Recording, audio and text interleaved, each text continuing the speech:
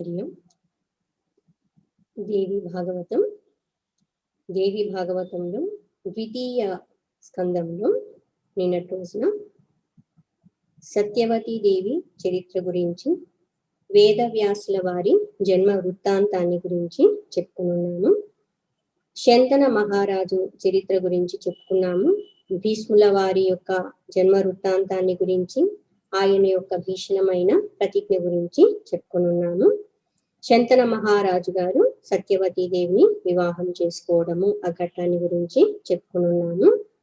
వాళ్ళ ద్వారా ఉద్భవించినటువంటి పుత్రులు ఇద్దరు కూడా చిత్రాంగదుడు, విచిత్ర వీర్యుడు మరణించడం వల్ల తరువాత వంశ అభివృద్ధి కోసము సత్యవతీ దేవి తన పుత్రుడైనటువంటి వేదవ్యాసుల వారిని రప్పించగా, ఆయన అనుగ్రహంతో కురువంశ అభివృద్ధి కొరకు ధృతరాష్ట్రుడు, పాండురాజు మరియు దాసీపుత్రుడైన విదుర్ల వారు ఉద్భవించడము జరిగింది. దీని తర్వాత ఈ కురువంశం ఏ విధంగా అభివృద్ధి చెందింది, పాండవుల యొక్క జన్మ వృత్తాంతాన్ని గురించి, పాండురాజు యొక్క జీవితంలో జరిగినటువంటి సంఘటనల గురించి, కురుక్షేత్ర సంగ్రామ అనంతరము పరీక్షిత్ మహారాజు గారి జననము, ఆయన పరిపాలన, వీటన్నింటికి మూల కారణం అయి ఉన్నటువంటి, అంటే వీళ్ళందరి మీద అనుగ్రహాన్ని చూపించేటువంటి అమ్మవారి దయ గురించి ఈ ద్వితీయ స్కందంలో తర్వాత అధ్యాయాల్లో చెప్పడం జరిగింది. ఇందులో వచ్చేసి మనము శంతన మహారాజు గారు సత్యవతీ దేవిని వివాహం చేసుకోవడం, వల్ల బిడ్డలు జన్మించడం అక్కడి వరకు చెప్పుకొని ఉన్నాము. దీని తర్వాత వచ్చేసి పాండవుల యొక్క జన్మ వృత్తాంతాన్ని గురించి చెప్పడం జరిగింది. ధృతరాష్ట్రుడు అంధుడు కావటం వల్ల, విదుర్ల వారు దాసి కుమారుడిగా ఉద్భవించటం వల్ల పాండురాజుకి పట్టాభిషేకం చేయడం జరుగుతుంది. పాండురాజు చాలా ఉన్నతమైనటువంటి పరిపాలనని కొనసాగిస్తూ ఉంటారు. భీష్ముల వారు, తల్లి తర్వాత మంత్రులు అందరి సహకారంతో ధృతరాష్ట్రుల వారికి, పాండురాజు గారికి, విదుర్ల వారికి వివాహాదులు జరిపించడం జరుగుతుంది. ధృతరాష్ట్రుల వారి భార్య గాంధారీ దేవి పాండురాజుకి కుంతీదేవి మరియు మాద్రి అన్నటువంటి వాళ్ళ నుంచి వివాహం చేయడం జరుగుతుంది. దీని తర్వాత వచ్చేసి ఈ ఘట్టం చెప్తూ ఉన్నప్పుడు పాండురాజు గారు వివాహ సమయంలో ఈ విధంగా కుంతీదేవిని ఇచ్చి వివాహం చేశారు. అయితే కుంతీదేవికి అంతకు ముందే సూర్య భగవాన్ యొక్క అనుగ్రహంతో పుత్రుడు జన్మించడం జరిగింది అని సూతుల వారు శౌనకాది ఋషులకి చెప్తూ ఉంటారు. అప్పుడు శౌనకాది ఋషులు ప్రశ్నిస్తారనమాట, మహానుభావ, ఏ విధంగా కుంతీదేవి వివాహానికి ముందుగానే బిడ్డకి జన్మనివ్వడం జరిగింది, ఏ కారణం వల్ల ఇలా సంభవమైంది, ఆ వృత్తాంతాన్ని గురించి తెలియపరచగలరు అని ప్రార్థిస్తారు. ఆ విషయాన్ని గురించి చెప్తూ, సూరసేన మహారాజు యొక్క కుమార్తె పృథ, ఈ పృథ అన్నటువంటి ఆవిడ్ని వాళ్ళ మేనత్త కుమారుడై ఉన్నటువంటి కుంతి భోజుడు అన్నటువంటి ఆయనకి పిల్లలు లేకపోవడం వల్ల దత్తతగా ఇవ్వడం జరుగుతుంది. పృథగా ఉన్నటువంటి ఆవిడ కుంతి భోజ రాజు పెంచి పెద్ద చేయటం వల్ల ఆయన పేరు మీద కుంతి అని పిలువబడుతూ ఉండేదన్నమాట. ఆవిడ చిన్నప్పటి నుంచి కూడా చాలా ఉన్నతమైనటువంటి జీవితాన్ని గడుపుతూ రాజ్యానికి వచ్చినటువంటి మహాత్ముల్ని, అతిథుల్ని స్వయంగా ఆవిడే సేవిస్తూ ఉండేవారు అనమాట. వాళ్ళందరి యొక్క అనుగ్రహానికి పాత్రురాలు అవుతూ ఉండేవారు. తండ్రితో పాటు అనేక చర్చల్లో పాల్గొనడము, శాస్త్ర విషయాన్ని గురించి శ్రవణం చేయటము, చాలా ఉన్నతమైనటువంటి వ్యక్తిత్వాన్ని కలిగి ఉన్నటువంటి వారు, అనేక సద్గుణాల రాశి అని చెప్పచ్చు. ఒక రోజున దుర్వాస మహర్షి ఆ కుంతి భోజుడి యొక్క రాజ్యానికి రావడం జరుగుతుంది. అక్కడ కొద్ది రోజులు విడిది చేసి వెళ్ళాలి అని అనుకుంటారు. రాజుగారు దుర్వాస మహర్షి వచ్చారు అని వార్త విన్న వెంటనే చాలా ఉనికిపోతూ భయపడుతూ ఉంటారనమాట. ఎందుకంటే దుర్వాస మహర్షి అనేసరికి వెంటనే అందరికీ గుర్తొచ్చేది ఆయన కోపం అనమాట. ఏ చిన్న తప్పు చేస్తే ఏ కోపం వస్తుందో, ఎక్కడ కోపం వస్తుందో, ఏం శపిస్తారో అనేసి అందరికీ కూడా భయం ఉండేది. మరి అంతటి మహాత్ముడు కదా, మరి కోపాన్ని ఆయన జయించలేదా అంటే, మహాత్ముల యొక్క ఆగ్రహం, కోపం కూడా మంచి కోసమే, దుష్ట శిక్షణ చేయడానికి, శిష్ట రక్షణ చేయడానికి ఉపయోగపడుతుంది. సో ఇక్కడ దుర్వాస మహర్షి ఏం చేసినప్పుడు కుంతీదేవి పృథ స్వయంగా ఆవిడే సపర్యలు చేయడం మొదలు పెడతారు. ఆయన అడగడానికి ముందుగానే ఆయనకి ఏం అవసరం అవుతాయో పుష్పాలు, ఫలాలు, సమిధలు అన్ని కూడా మీరు సిద్ధంగా ఉంచేవారనమాట. చాలా వినయంతో, శ్రద్ధతో, అంకిత భావంతో, అలసట అన్నది విసుగన్నది ఎరుగక నిరంతరము సేవ చేస్తూ ఉన్నారు. అలా సేవ చేస్తూ ఉన్నటువంటి ఆమెను చూసి దుర్వాస మహర్షి ఎంతో ప్రసన్నులయ్యి ఆశీర్వదిస్తారు. ఆయన త్రికాలజ్ఞులు. ఆ సందర్భంలో ఆవిడ ద్వారా ఒక లోక కళ్యాణం జరగవలసి ఉంది. ఆవిడ్ని అనుగ్రహించి ఆవిడికి వరాన్ని ఇస్తారనమాట. కుంతి, నువ్వు ఎంతో ఉన్నతమైనటువంటి సేవలు అందజేసి ఉన్నావు, నేను ప్రసన్నునై ఉన్నాను. కొంతమంది దేవతామూర్తుల యొక్క మంత్రాలని నీకు ఉపదేశిస్తాను. ఆ మంత్రములను జపించినట్లయితే సంతాన ప్రాప్తి కూడా కలుగుతుంది. ఆ దేవతలు చాలా శక్తివంతమైనటువంటి వారు, వీటిని నువ్వు సద్వినియోగం చేసుకోవాల్సి ఉంటుంది. ఆ మాట కూడా చెప్పి ఆవిడకి ఆ మంత్రాన్ని ఉపదేశించడం జరుగుతుంది, వరాల్ని ఇవ్వడం జరుగుతుంది. ఆవిడ చాలా ఆనందిస్తారు, మహాత్ముడు ఉన్నతమైన వరాల్ని ఇచ్చున్నారు అనేసి. ఆయన వెళ్ళిపోయిన తర్వాత ఒక రోజున గంగా నది తీరానికి వెళ్ళి సూర్య భగవాన్ని చూస్తూ ఆవిడ మనసులోనికి ఒక ఆలోచన వస్తుంది అనమాట. ఆయనేమో వరాల్ని ఇచ్చున్నారు, మంత్రోపదేశం చేస్తున్నారు, కేవలం ఆ మంత్రాన్ని ఉచ్చరించినంత మాత్రాన ఆ దేవతలు వచ్చి పుత్రుల్ని ఇచ్చేస్తారా, ఒకసారి పరీక్షిద్దాము అనేసి ఆలోచన వస్తుంది. ఆవిడ ముందు ఏం జరగబోతోంది, అది నిజంగా జరిగినట్లయితే ఆవిడకి వచ్చే కష్టం ఏంటి అన్నటువంటిది ఆలోచించలేదన్నమాట. ఎక్కువ శాతం ఏంటంటే స్త్రీలు తొందరగా ఏదన్నా ఒక మాట అనుకోవడము, సంకల్పం చేయడం, వెంటనే దాన్ని చేయడం, తర్వాత ఏదన్నా ఇబ్బంది కలిగితే తర్వాత దాని గురించి దుఃఖించడం ఎక్కువగా జరుగుతూ ఉంటుంది. సో ఆ సమయంలో ఎంతో ఉన్నతమైన వివేకవంతురాలు అయి ఉన్నప్పటికీ కూడా ఒక ఆలోచన అనమాట, దీన్ని పరీక్షిద్దాము అన్నటువంటి ఆ ఆలోచన రావటం వల్ల వెంటనే ఆ మంత్రాన్ని, సూర్య భగవానికి సంబంధించిన మంత్రాన్ని ఉచ్చరించడం జరుగుతుంది. దేవతలు మంత్రబద్ధులు, మంత్రానికి వాళ్ళు కట్టుబడి ఉండాల్సి ఉంటుంది. దానికి తగినటువంటి ఫలాన్ని, వరాన్ని ఇవ్వాల్సి ఉంటుంది అన్నమాట.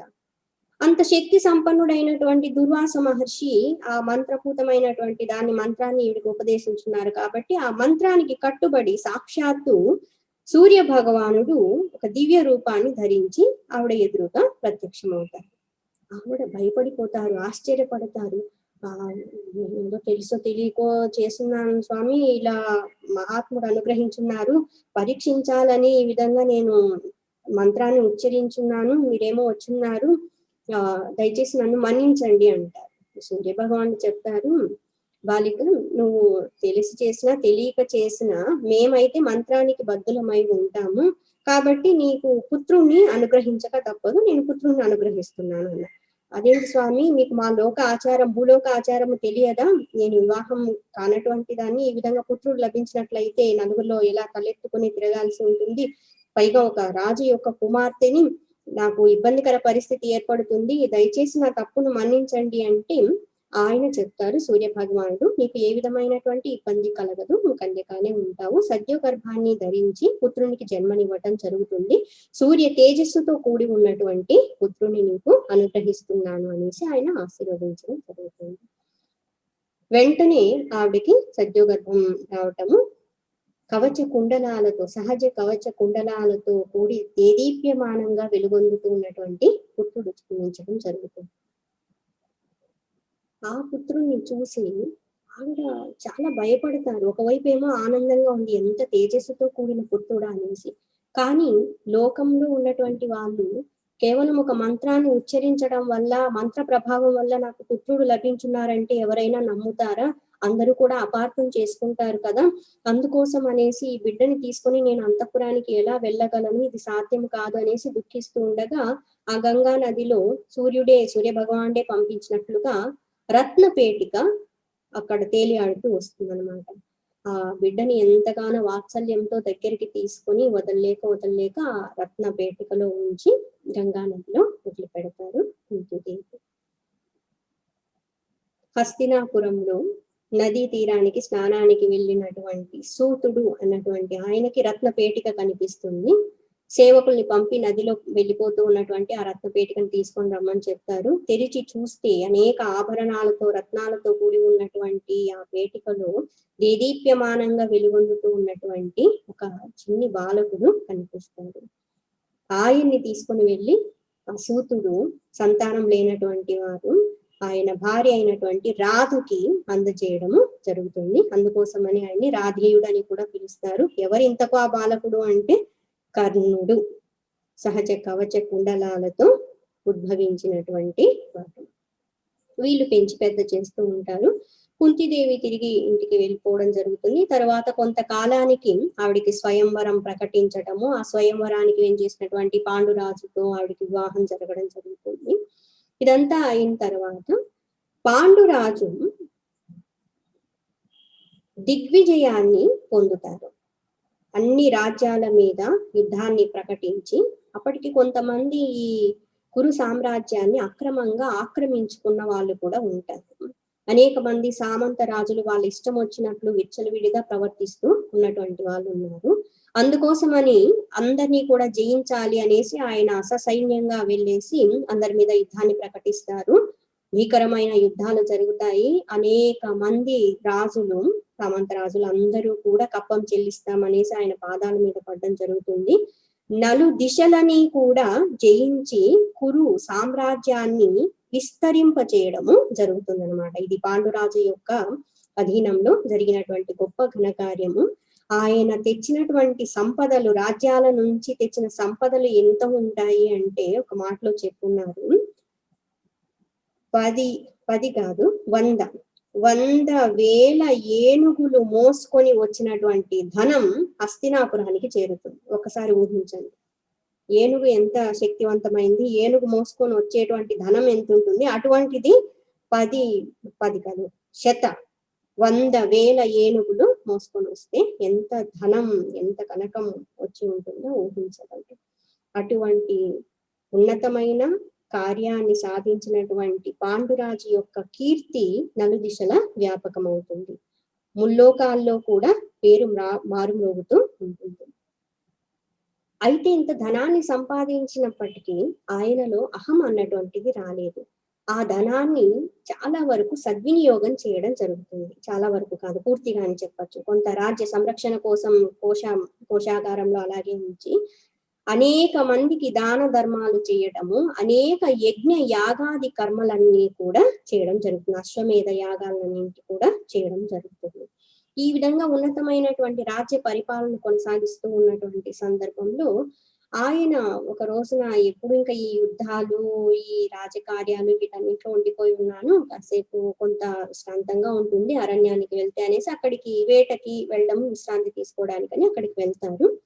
ఆ వేటకి వెళ్ళినప్పుడు పరివారంతో వెళ్ళి ఉంటారు. 2 సతీమణులు, కుంతీదేవి, మాద్రి కూడా ఆయనతో పాటు వెళ్ళి ఉంటారు. కొంతమంది సైన్యం అంతా కూడా వెళ్ళి ఉంటారు. ఆ రోజు ఆయన వేటాడేటప్పుడు బాణం వదులుతూ ఉన్నప్పుడు చాలా సార్లు బాణం గురి తప్పిపోవడము, అనేక జంతువులు తప్పించుకుపోవడం జరుగుతుంది. క్షాత్ర ధర్మాన్ని అనుసరించి వేటాడడం అన్నటువంటిది ధర్మ విరుద్ధము కాదనమాట. క్షత్రియులకు అది ధర్మమే అవుతుంది. ఈ విధంగా వేటాడుతూ వెళ్తూ ఉన్నప్పుడు ఒక చోట 2 జింకలు సుఖానుభూతిని పొందుతూ ఉంటాయి. ఇది గమనించుకోకుండా ఆ జింకల్ని ఒకదాన్ని అట్లా చూసిన వెంటనే ఈయన బాణాలు వదలడం జరుగుతుంది. ఆ బాణ ఘాతాలకి విలపిస్తూ ఆ 2 జింకలు మానవ రూపాన్ని పొందడం జరుగుతుంది. ఇంతకు ఎవరు వారు అంటే కిందముడు అనేటువంటి ముని, ఆవిడ ముని పత్ని. వాళ్ళిద్దరూ కూడా సాధు జంతువుల రూపాన్ని పొంది సుఖానుభూతిని అనుభవిస్తూ ఉంటారు. ఈ విషయం గ్రహించలేనటువంటి ఈ పాండురాజు బాణాన్ని వదలటము వాళ్ళ మరణానికి కారకుడవుతాడు. ఆ కిందముడు అన్నటువంటి ముని ఆ బాధని భరించలేక శపిస్తాడు. పాండురాజా, ఎంతో ధర్మజ్ఞుడవని అందరూ అంటూ ఉంటారే, శాస్త్రవంశంలో ఉత్తముడు జన్మించాడని అందరూ చెప్పుకుంటూ ఉంటే విన్నాము. ఇదేనా నీ ధర్మము? ఈ విధంగా సుఖానుభూతి పొందుతూ ఉన్నటువంటి సాధు జంతువుల్ని ఈ విధంగా వధించడము తగినటువంటిదేనా? క్షత్రియులకి వేటాడము ధర్మమే, కానీ నిస్సహాయ స్థితిలో పరిగెట్టడానికి శక్తి లేనటువంటి జంతువుల మీద కానీ, లేకపోతే అవి సంతానాన్ని అంటే ప్రసవిస్తూ ఉన్న సమయంలో ఉన్నటువంటి జంతువు మీద కానీ, సుఖానుభూతిని పొందుతూ ఉన్నటువంటి జంతువుల మీద కానీ బాణాన్ని వదలడము శాస్త్ర ధర్మము కాదు కదా. పైగా నేను మునిని, ఈవిడ ముని పత్ని, ఈ విధంగా మమ్మల్ని సంహరించడానికి నువ్వు చేసిన ఈ దుశ్చర్య కారణంగా నువ్వు కూడా భవిష్యత్తులో నీ భార్య దగ్గరికి వెళ్ళినట్లయితే నీకు కూడా మరణం అన్నటువంటిది సంభవిస్తుంది అని శాపం ఇస్తాడు. పాండురాజు ఎంతగానో బాధపడతారు, దుఃఖిస్తారు. మహాత్మా, మీరు మునిపత్ని అని మీరు ఈ రూపాల్లో ఉన్నారని నాకు తెలియదు. ఒక సామాన్యమైనటువంటి రాజుగా నేను వేటకు వచ్చే విధంగా జంతువుని వేటాడడం జరిగింది. నా అపరాధమే, మన్నించండి అంటారు. దీనికి మన్నున లేదు, శిక్ష అనుభవించాల్సిందే అనేసి ప్రాణం వదిలేస్తారు. వాళ్ళిద్దరి ప్రాణాలు పోతారు. పాండురాజు అనుకుంటారనమాట, ఎన్ని పుణ్యకార్యాలు చేసి ఉన్నా, ఎన్ని శాస్త్ర విషయాలు తెలిసి ఉన్నా, ఏదో ప్రారంధం కారణంగా కర్మ ఫలితాన్ని ఈ విధంగా అనుభవించాల్సి ఉండటం వల్ల నా వల్ల ఈ కార్యం జరిగింది. దీని నుంచి నేను తప్పించుకోలేను.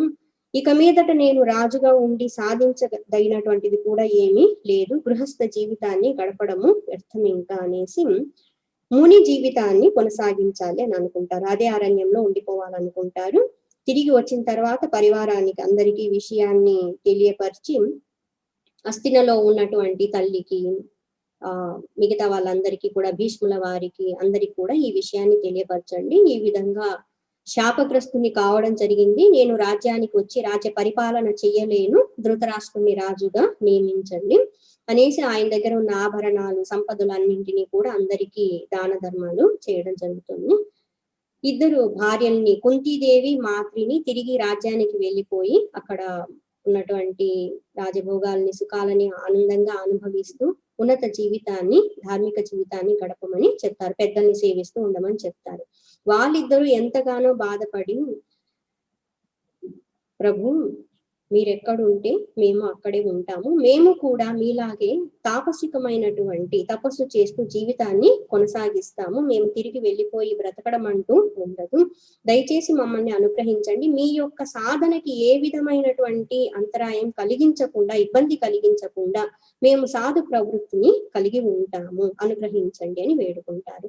సరే అనేసి అంగీకరించడం జరుగుతుంది. మిగతా పరివారం అందరూ కూడా, సైన్యం అంతా వెనక్కి తిరిగి వెళ్ళిపోతారు. వీళ్ళందరూ కూడా అనేక పర్వత ప్రాంతాలని దాటుకుంటూ, హిమవత్ పర్వత ప్రాంతంలో మనుష్య సంచారం కూడా లేనటువంటి గంధమాదన పర్వతాలు సైతం అక్కడంతా వెళ్తూ అక్కడ తపస్సులు చేసుకుంటూ చివరికి శతశృంగ పర్వతం మీదికి చేరుకుంటారు. ఇది చాలా ఉన్నతమైనటువంటి ప్రదేశం అన్నమాట. సామాన్య మానవులు వెళ్ళి తపస్సు చేయడానికి సాధ్యమయ్యేటువంటిది కాదు.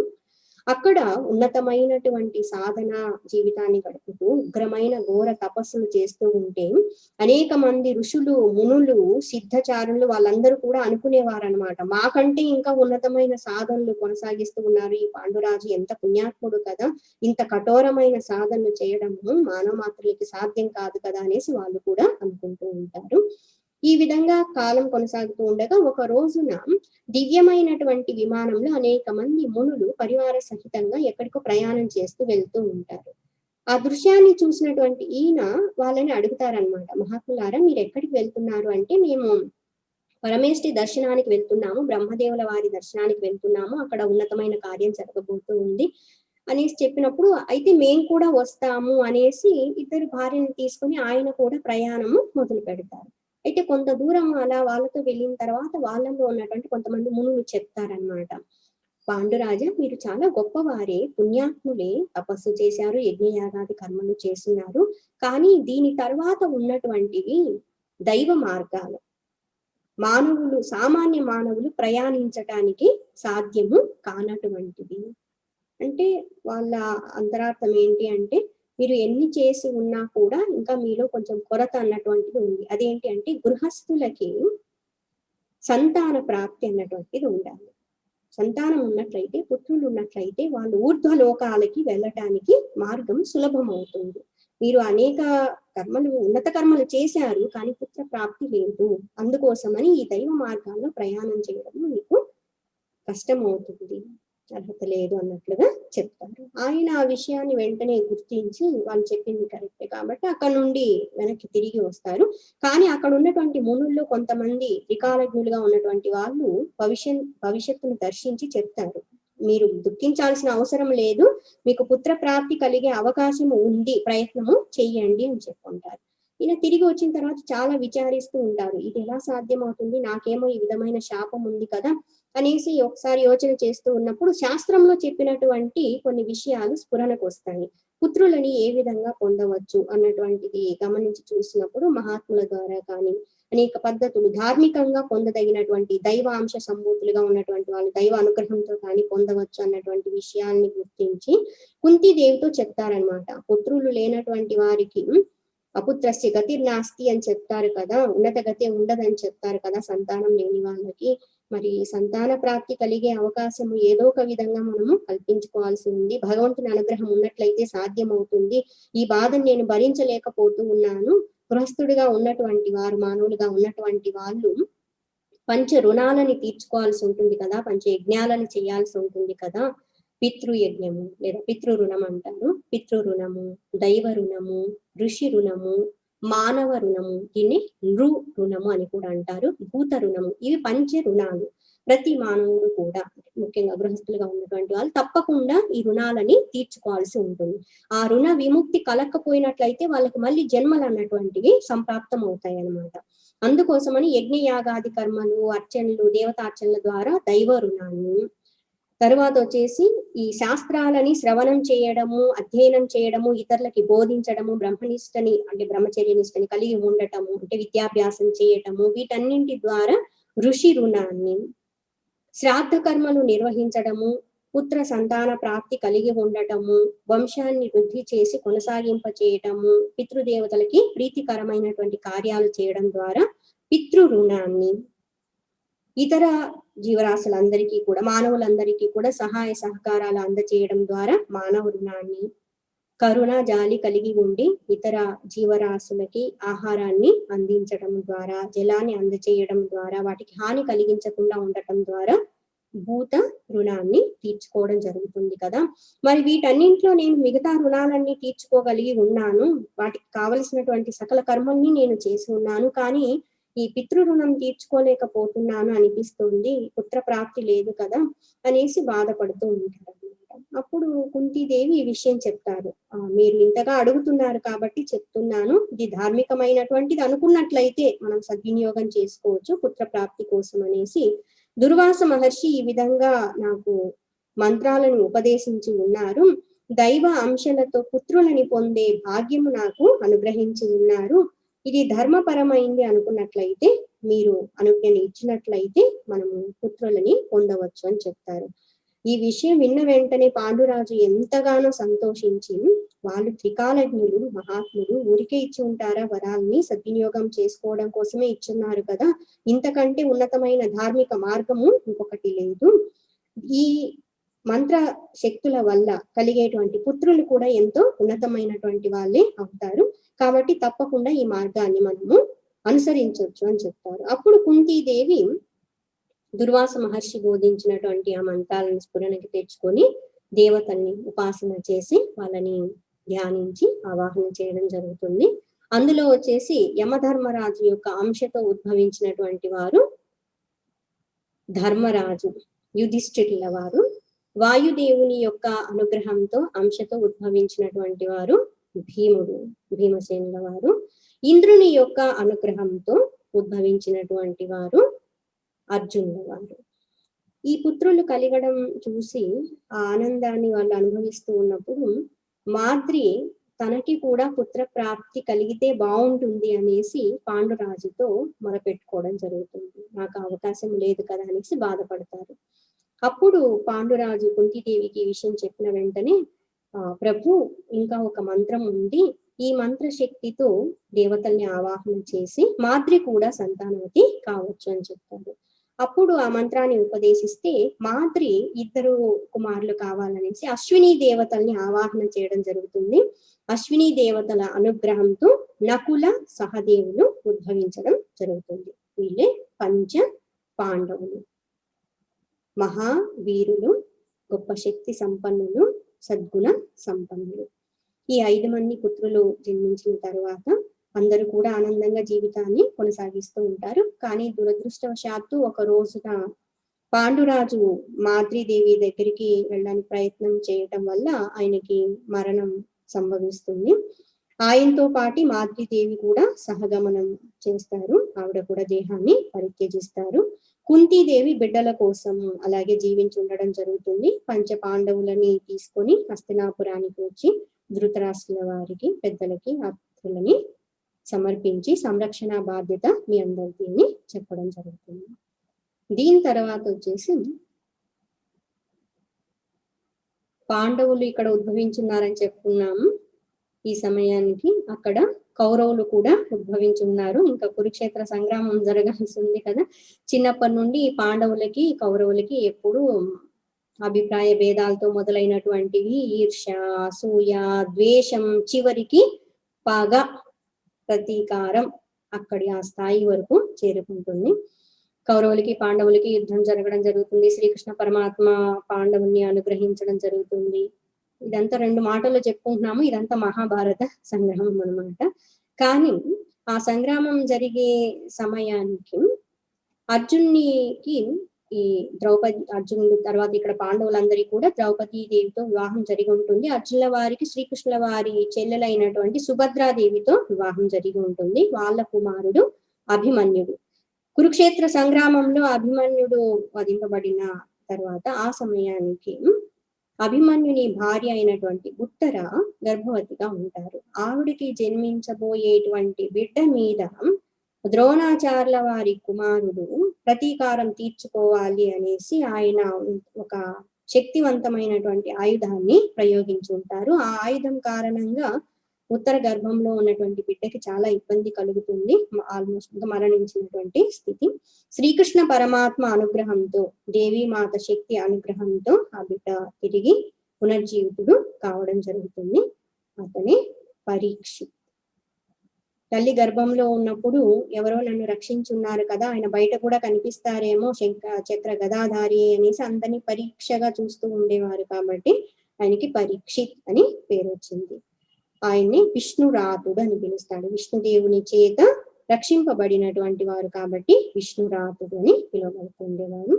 ఆ పరీక్షిత్ గా ఉన్నటువంటి ఆయన పెరిగి పెద్ద అయిన తర్వాత ఆయనకి పట్టాభిషేకం చేయడము, పరీక్షిత్ మహారాజు అయ్యి ధర్మాన్ని 4 పాదాల మీద నడిపించినటువంటి గొప్ప చక్రవర్తిగా పేరు ప్రఖ్యాతులు పొందడం జరుగుతుంది. అయితే కురుక్షేత్ర సంగ్రామం జరిగిన తర్వాత పుత్రులని పౌత్రులని అందరినీ కోల్పోయినటువంటి ధృతరాష్ట్రుడు, గాంధారీదేవి పాండవుల యొక్క సంరక్షణలో ఉండవలసి వస్తుంది. వృద్ధాప్యంలో ఉన్నటువంటి వారు వాళ్ళ మీద ఆధారపడాల్సి వస్తుంది. ధర్మరాజు గారు మాత్రం కుంతీదేవితో సమానంగా పెద్ద తల్లిని పూజిస్తూ, గౌరవిస్తూ, ఆదరిస్తూ అన్ని మంచి చెడ్డలు చూసుకుంటూ ఉండేవారు.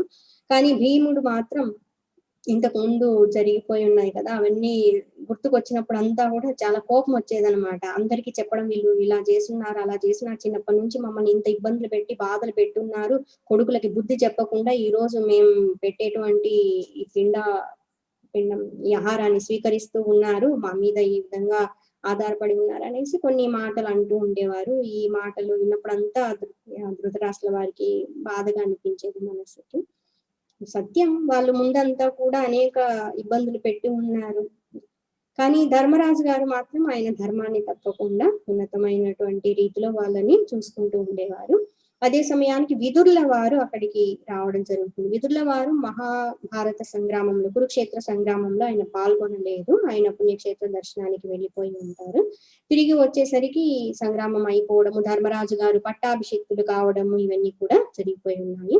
అక్కడికి వచ్చిన తర్వాత ఈ ధృతరాష్ట్రుల వారి గాంధారీదేవి యొక్క దీన స్థితిని చూసి ఆయన మనసులో బాధపడి చెప్తారనమాట, ఇంకా ఇక్కడ ఉండడం అవసరమా, ఎందుకోసం ఈ దేహాన్ని నిలుపుకోవటం, పుత్రులు లేరు, పౌత్రులు లేరు, రాజ్య భోగాలు లేవు, ఎందుకు ఈ విధంగా ఇతరుల మీద ఆధారపడి ఉండటము, ఇప్పటికైనా ఉన్నత మార్గాన్ని అవలంబించవచ్చు కదా, భగవతత్వాన్ని పొందటానికి ప్రయత్నం చెయ్యొచ్చు కదా అనేసి ఉపదేశం చేయడం జరుగుతుంది. ధృతరాష్ట్రుల వారు, గాంధారీదేవి, కుంతీదేవి, విదురుల వారు అందరూ కూడా హిమవత్ పర్వత ప్రాంతాలకు వెళ్ళేసి తపస్సు కొనసాగిస్తూ ఉంటారు.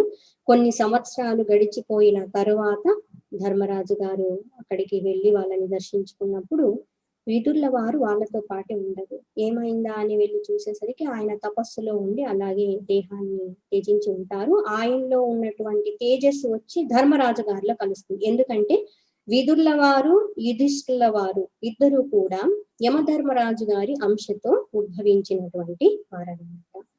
తరువాత ఈ ధృతరాష్ట్రుల వారు, గాంధారి దేవి, కుంతీదేవి కూడా దేహత్యాగాలు చేయబోయే ముందు చేస్తారు. చేయబోయే ముందు వాళ్ళు అక్కడికి వేంచేసినటువంటి వేదవ్యాస మహర్షుల వారిని ప్రార్థిస్తారనమాట. గాంగేయ మహాత్మా, మీరు ఇక్కడికి వేంచేసి ఉన్నారు, మా భాగ్యము. మేము దీర్ఘకాలం నుంచి తపస్సు చేస్తూ ఉన్నాము, ఇంకా ఈ దేహాల్లో ఉండాలని అనుకోవట్లేదు. కానీ దేహాన్ని పరిత్యజించే ముందు ఒక్కసారి, ఇంకా ఈ బంధాలు పూర్తిగా తెగలేదు కదా, దీంట్లో తెగిపోతాయి అని అనుకుంటున్నాము, ఒక్కసారి పుత్రులని చూడాలని ఉంది అని కోరుకుంటారు. గాంధారీదేవి, నా కుమారుణ్ణి దుర్యోధన్ని మిగతా వాళ్ళని యుద్ధానికి వెళ్ళేటప్పుడు మాత్రమే చూడడము అంటే మళ్ళా వాక్కు వినడము, స్పృశించడం జరిగింది. తరువాత వాళ్ళతో మాట్లాడడానికి కూడా అవకాశం లేకపోయింది. ఒక్కసారి నా బిడ్డల్ని తప్పించండి అని వేడుకుంటారు. కుంతీదేవి, ఓ వేదవ్యాస మహర్షి, మీకు తెలియని విషయాలు ఏవీ లేవు. నా కుమారుడు కర్ణుడు. ఏ రోజు తల్లిగా నేను నా కుమారుని చేరదీసి వాత్సల్య భావాన్ని చూపించలేకపోయాను. కనీసం ఇప్పుడైనా ఒక్కసారి నా పుత్రుని చూసుకోవాలని ఉంది అన్నమాట. అక్కడికే వచ్చి ఉన్నటువంటి ధర్మరాజు గారు మిగతా వాళ్ళు అభిమన్యుని ఒకసారి చూడాలనేసి కోరుకుంటారు. వీళ్ళందరి కోరికలు నెరవేరడం కోసము వేదవ్యాస మహర్షుల వారు సృష్టి స్థితి లయకారిణి అయినటువంటి, మూల స్వరూపిణి అయినటువంటి జగదంబికని ప్రార్థించడం జరుగుతుంది. ఆ అమ్మవారి అనుగ్రహంతో వీళ్ళందరూ కూడా భూలోకానికి వచ్చి తల్లిదండ్రులకి దర్శనం ఇవ్వడం అంటే కనిపించడము జరుగుతుంది. ఒక్కసారి ఆ పుత్రులని చూసి దగ్గరికి తీసుకొని ఆదరించి వాళ్ళ కోరిక సంకల్పం నెరవేరినందుకు చాలా సంతోషిస్తారు. తర్వాత వీళ్ళందరూ కూడా వాళ్ళ పుణ్య పాప కర్మల్ని అనుసరించి ఊర్ధ్వలోకాలకు వెళ్తారు. యుద్ధ రంగంలో మరణించి ఉన్నారు కాబట్టి, వీర స్వర్గాన్ని పొందున్నారు కాబట్టి వీళ్ళందరూ కూడా స్వర్గలోకానికి వెళ్ళిపోతారు. దుర్యోధనుడు, కర్ణుల వారు, అర్జునుల వారు వీళ్ళందరూ కూడా. తరువాత ఇక్కడ ఉన్నటువంటి ధృతరాష్ట్రుల వారు, గాంధారీ దేవి, కుంతీదేవి దేహత్యాగాల్ని చేస్తారు. ధర్మరాజు గారు రాజ్యానికి తిరిగి వచ్చిన తర్వాత కృష్ణుల వారు నిర్యాణం చెందారు అన్న విషయం తెలిసింది. అర్జునుల వారు అక్కడికి వెళ్ళి దీర్ఘకాలం రాకపోవడం, వచ్చిన తర్వాత విషయాన్ని తెలుసుకోవడము, భూమండలం మీద కృష్ణుల వారు లేకపోయినట్లయితే ఇంకా పాండవులు ఉండటమే వ్యర్థము అనేసి పాండవులు, ద్రౌపదీదేవి అందరూ కలిసి స్వర్గారోహణము చేయడం జరుగుతుంది. దీనికి ముందుగా పరీక్షిత్ మహారాజు గారికి పట్టాభిషేకము చేయడం జరుగుతుంది. ఈ పరీక్షిత్ మహారాజు గురించి, ఆయన ఉన్నతమైన రాజ్య పరిపాలన గురించి, ఏ సందర్భంలో భాగవతం అన్నటువంటిది సుఖ మహర్షుల వారు పరీక్షిత్ మహారాజు గారికి బోధించారు అన్నటువంటి అంశాన్ని గురించి, అస్థిక ముని యొక్క గాథ గురించి రేపటి రోజున చెప్పుకున్నాము. దీనితో ద్వితీయ స్కందము సంపూర్ణమవుతుంది. రోజున ఓం శ్రీమాత్రే నమః. హరి ఓం.